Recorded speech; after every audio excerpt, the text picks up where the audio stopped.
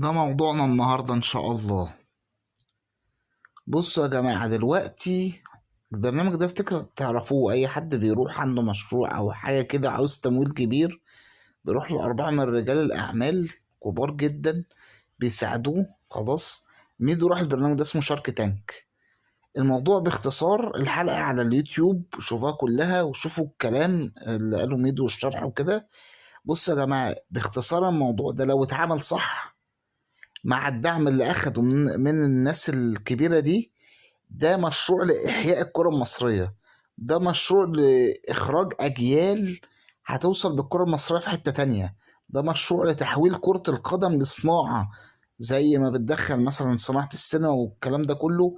كرة القدم هتتحول لصناعة. خلاص، هيبقى نقلة للكرة المصرية كلها. تابعوه كلنا مع ميدو، ربنا يوفق ميدو بإذن الله.